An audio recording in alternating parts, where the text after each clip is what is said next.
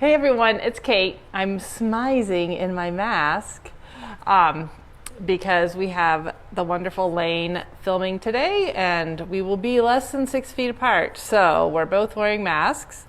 Today I'm going to make a really fun pin cushion from this book called Pin Pals by Carrie Nelson. Maisie had the idea that I should make one of these for Facebook Live, and I was like, sure, fine. But after I made a couple, I am hooked. They are so cute, and they are a really great way to up your precision game. She, as you can see, has lots of really fun patterns, but you can really wing it, and which is my style. So I'm going to show you what I've done. They're also a great way to use up scraps. So a few of our Tucker rulers have you make a little half square triangle in a corner as you're making your units. And so I had all these kind of almost 2-inch half square triangles from leftover from other units, and I trimmed them with my Tucker trimmer down to 1.5 inches and put these together and made this cute little pin cushion, which is just adorbs. And then I also had a bunch of these half square triangles, these gray on gray ones. I'm not sure, I really had a lot. So I just used my Tucker trimmer and was able to cut these 4.5-inch ones into 3.5-inch ones.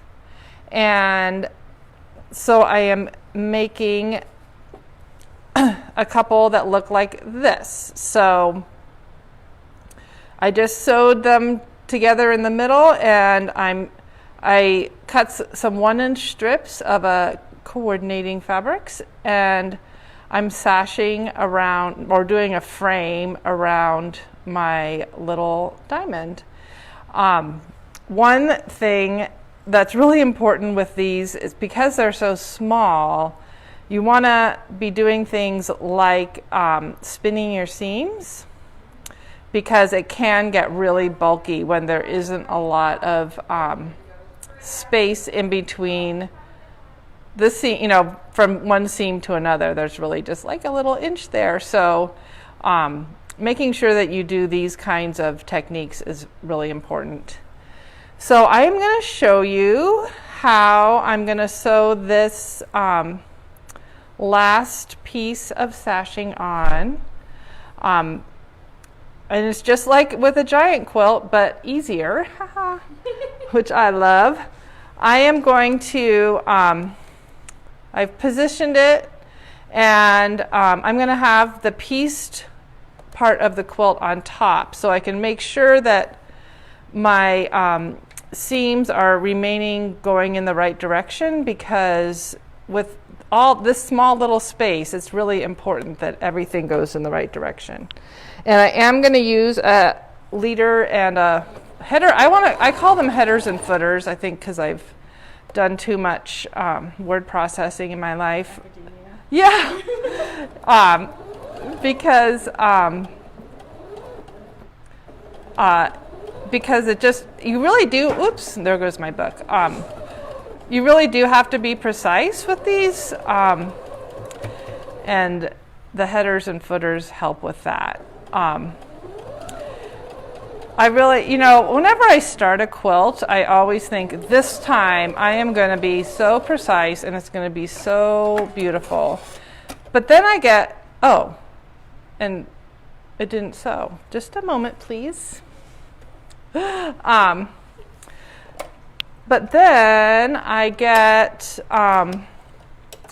overwhelmed with the enormity, like, if I rip this seam out one more time, it's going to take, and I have 8,000 more seams to sew, it's going to take forever.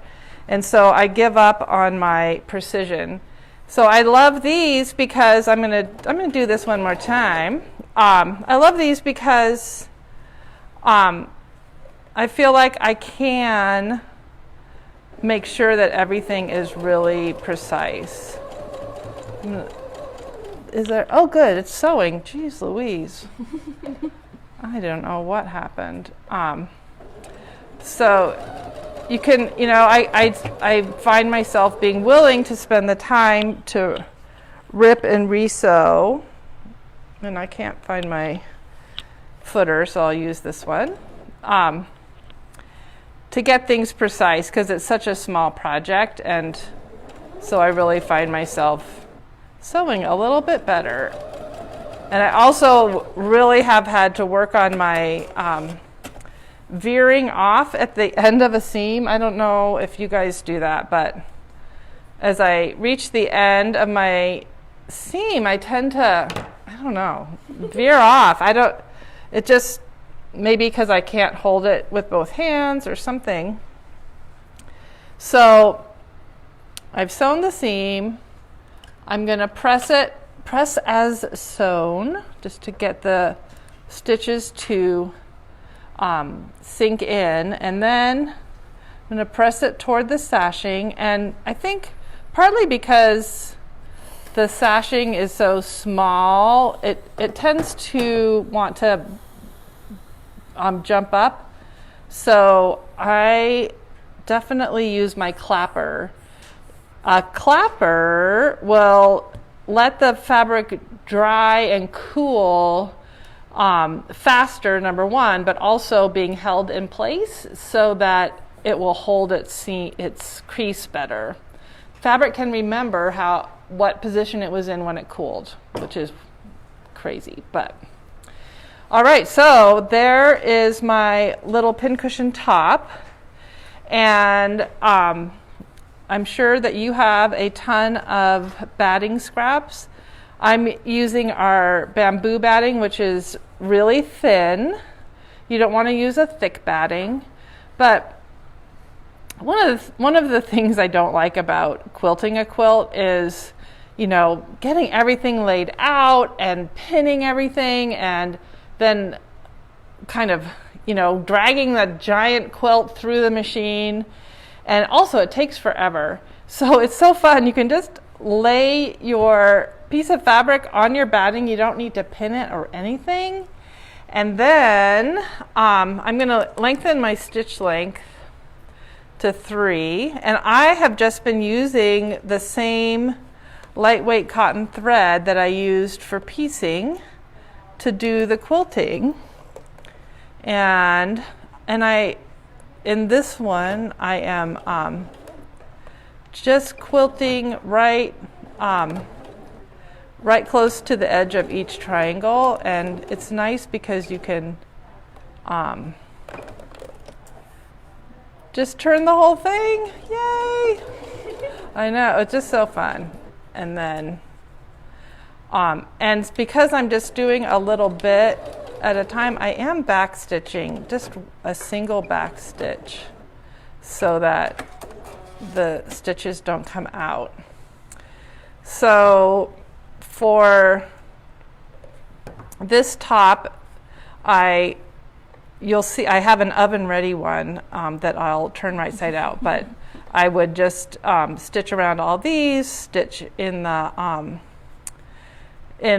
sashing, and then she suggests stitching at 1/8 of an inch all the way around, just to hold it in place. So that will be inside the seam allowance when you sew the front to the back. And then for the back, I just took a solid piece of fabric. You could make it a reversible one, but I took a solid one and just quilted at 3/8 of an inch. And I made them both a little oversized, so then I just put them together and trimmed them together at the edge of the fabric on the top. And then I sewed them into a little right sides together, sewed them together, and of course I used thread you can't see, but Carrie has you do a little 45-degree diagonal at each corner, which really kind of reinforces it. There, you can see it pretty well on that one. And then I trimmed each corner off, and you leave a small 1.5 to 2 inch opening for turning, and make sure to backstitch on either side of the opening. And then turn it right side out, which I practiced because if you make too small an opening, it really is going to be hard to turn right side out. But I know, I am obsessed. They're so fun. They're just like these little tiny quilts, and they go so fast. And as I said, it really helps me realize what I need to do to be precise, because I'm not overwhelmed by all the work I have left to do. So we're going to turn it right side out. So there's my little, so cute. Okay, and then so for stuffing it, Carrie suggests using this polyfill or a cotton fill like this. We only have the poly to stuff into the corners. And it's funny, the polyfill comes with a special stick in a package for stuffing it in, but it's really just a what is it? A Chinese chopstick. Yes. So she suggests stuffing a little bit of polyfill in the corners to stabilize them with your special tool, i.e. chopstick. And then I have Rachel here to help me get the walnuts in. So I have there's a lot of warnings in the book about how hard it is to get the walnuts in, but Rachel and I did it pretty well the other day. So you put some in, and then what do the walnuts do?